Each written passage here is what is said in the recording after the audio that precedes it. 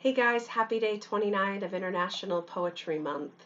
So, I've been thinking a lot about mortality. I'm sure a lot of you have been thinking a lot about mortality because we keep seeing different conversations about our own mortality and helping to preserve the mortality of our, fellow neighbors and family and friends and even people outside our larger world.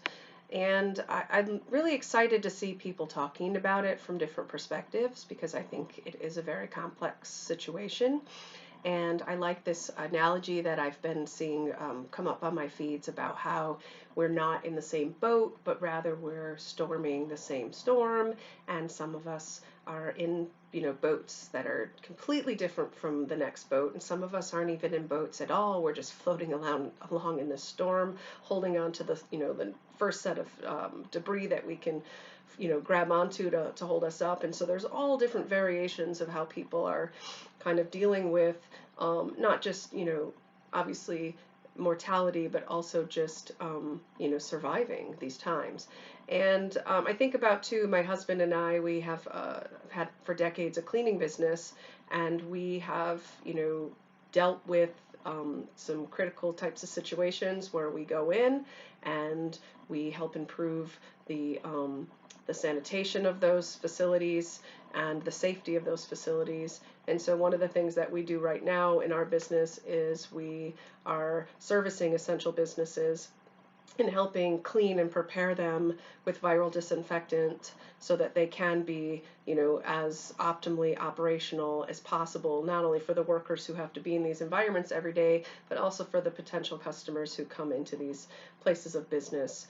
And so one of the things that I obviously dealt a lot with mortality was going through my oldest daughter's brain cancer experience, watching her go through surgery, watching her go through chemo and radiation, being by her side through a lot of that stuff. I thought a lot about her mortality, and we had to go through what were those unknowns, those uncertainties.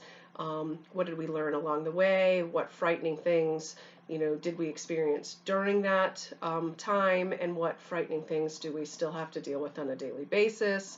And so I started writing about all these different, mother eyewitness accounts in the collection that I have entitled A New Wilderness. And so this piece is called Face It. You're not in denial about your daughter's mortality stats, nor the idea you'll likely outlive her. Like the other insights that plague you, you've turned this idea into a book not yet written for the world outside your mind. You've dog-eared pages to revisit once some psychic distance makes reading her lifeline predictions a two-part act without tears.